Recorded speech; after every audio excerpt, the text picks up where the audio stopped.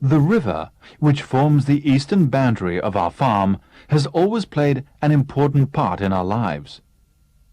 Without it, we could not make a living. There is only enough spring water to supply the needs of the house, so we have to pump from the river for farm use. We tell the river all our secrets. We know instinctively, just as beekeepers with their bees, that misfortune might overtake us if the important events of our lives were not related to it. We have special river birthday parties in the summer. Sometimes we go upstream to a favorite backwater.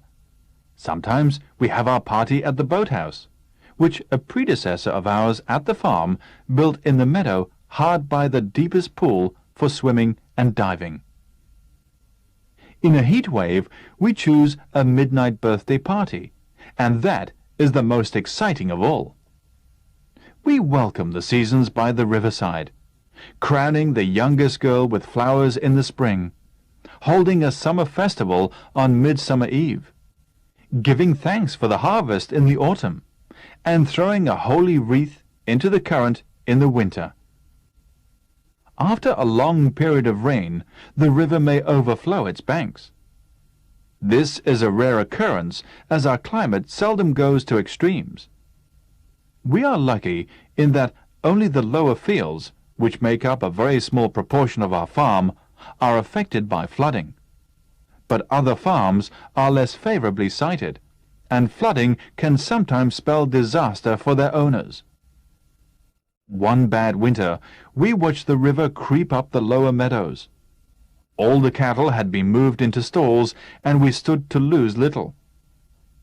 We were, however, worried about our nearest neighbours, whose farm was low-lying and who were newcomers to the district. As the floods had put the telephone out of order, we could not find out how they were managing. From an attic window, we could get a sweeping view of the river where their land joined ours, and at the most critical juncture, we took turns in watching that point. The first sign of disaster was a dead sheep floating down. Next came a horse, swimming bravely, but we were afraid that the strength of the current would prevent its landing anywhere before it became exhausted. Suddenly, a raft appeared, looking rather like Noah's Ark, carrying the whole family, a few hens, the dogs, a cat, and a bird in a cage. We realized that they must have become unduly frightened by the rising flood, for their house, which had sound foundations, would have stood stoutly even if it had been almost submerged. The men of our family waded down through our flooded meadows with boat hooks, in the hope of being able to grapple a corner of the raft and pull it out of the current towards our bank.